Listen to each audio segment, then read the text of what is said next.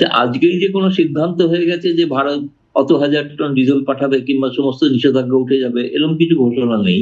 কিন্তু যেটা আছে মেকানিজম গুলোকে আবার জাগরুক করা, নতুনভাবে রিভাইভ করার অর্থ হচ্ছে যৌথ নদী কমিশন থেকে শুরু করে বাণিজ্য সংক্রান্ত যে যৌথ ওয়ার্কিং গ্রুপ ছিল, সীমান্ত সংক্রান্ত যৌথ ওয়ার্কিং গ্রুপ ছিল। ভারত এবং বাংলাদেশের মধ্যে সম্ভবত ৭৫টা যৌথ ওয়ার্কিং গ্রুপ আছে। সেগুলোকে আবার রিভাইভ করার কথা বলা হচ্ছে। তো এই বৈঠকগুলো যখন হবে, সেই বৈঠক থেকে একটা করে সিদ্ধান্ত হবে। কিন্তু এই মুহূর্তে বাংলাদেশের যেটা জরুরি প্রয়োজন, সেটার ক্ষেত্রে কোনো সিদ্ধান্ত হচ্ছে কি হচ্ছে না সেটা এখনো ভারত সরকার সরকারিভাবে অফিসিয়ালি ঘোষণা করেনি। এটা ঘটনা। কিন্তু আমার মনে হয় দুদেশের এই সম্পর্কের যে আজকে যে উষ্ণতা লক্ষ্য করা গেছে, তাতে আমার মনে হয় যে ভবিষ্যতে এগুলো ধীরে ধীরে পর্যায়ক্রমে ধাপে ধাপে মিটতে পারে। এটা ঘটনা। আমি আগেও বলেছি।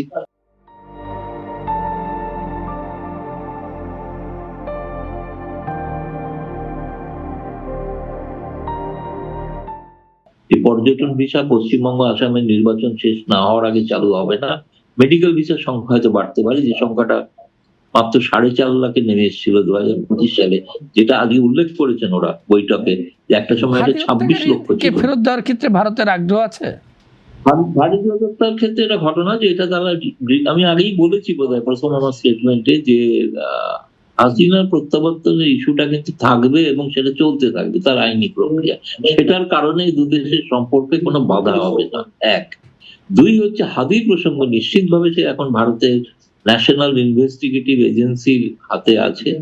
সেটার আগামী কয়েকদিনের মধ্যে ফের তাকে আদালতে তোলা হতে পারে। এটা তো আইনি প্রক্রিয়া, অপরাধ তার ভারতের আদালতেও যদি দেখা যায়, প্রমাণিত হয় যে সে সে অপরাধ করেছে, নিশ্চিতভাবে সেক্ষেত্রে হয়তো দ্রুত, আমার মনে হয় সঠিক, হাদি হত্যাকারীকে ফেরত দেওয়াটার ক্ষেত্রে হয়তো অনেক দ্রুত হতে পারে।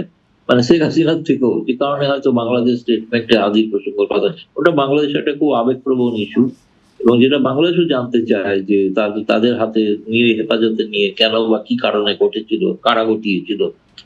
ফলে এটা একটা সম্ভাব্য একটা দিক আছে, যেটা একটা আমি বলবো ভালো দিক, যেগুলো নিয়ে নিশ্চিতভাবে কোনো একটা সিদ্ধান্ত খুব শীঘ্রই হয়তো আশা করা যায়।